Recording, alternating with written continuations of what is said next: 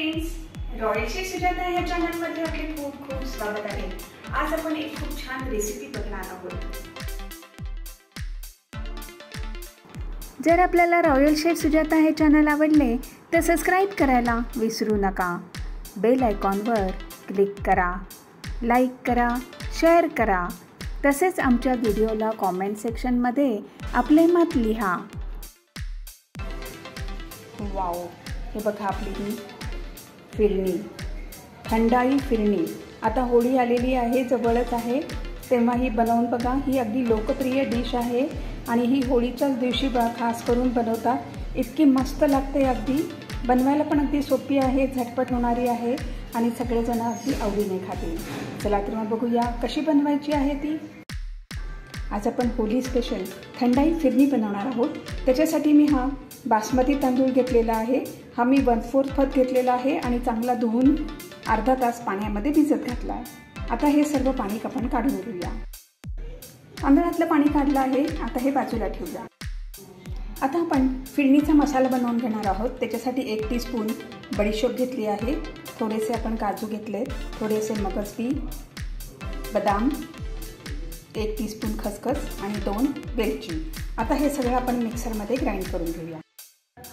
मिक्सरमध्ये घेतलेला आहे, ग्राइंड करूया। मसाला आपण ग्राइंड करून घेतला। आता आपण हे भिजवलेले तांदूळ आहेत ते वाटून घेऊया।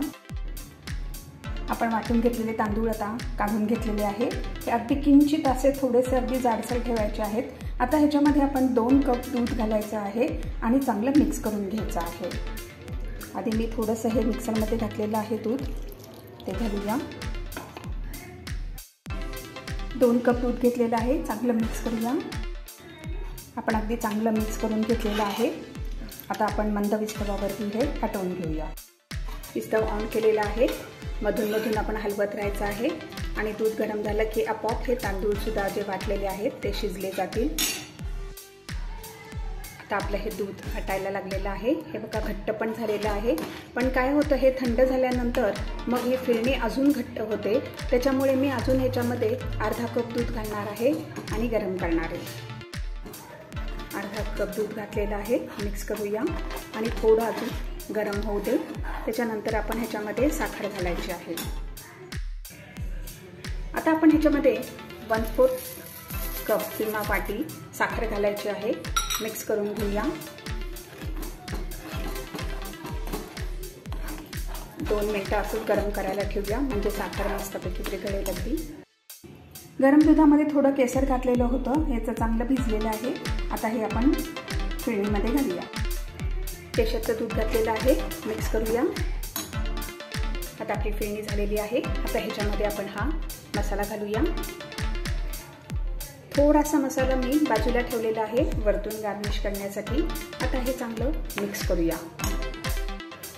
आपली आता फिरणी झालेली आहे, विस्तव बंद करूया आणि ही पूर्ण आपण थंड करून घ्यायची आहे। ही थंडगार अशी खूप छान लागते अगदी। आता विस्तव बंद करूया आणि थंड करायला ठेवूया।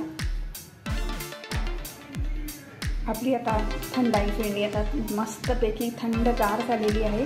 आता आपण सर्व केलेली आहे, त्याच्यावरती ड्रायफ्रूट्स घातलेले आहेत आणि गुलाबाच्या पाकळ्या घातलेल्या आहेत आणि आता ही सर्व करण्यासाठी रेडी आहे। इतकी मस्त झालेली आहे, अगदी करून बघा। प्लीज, जर आपल्याला रॉयल शेफ सुजाता हे चॅनल आवडले तर सबस्क्राईब करायला विसरू नका। यापुढे सुद्धा आपण अशा छान छान रेसिपीज बघूया। धन्यवाद।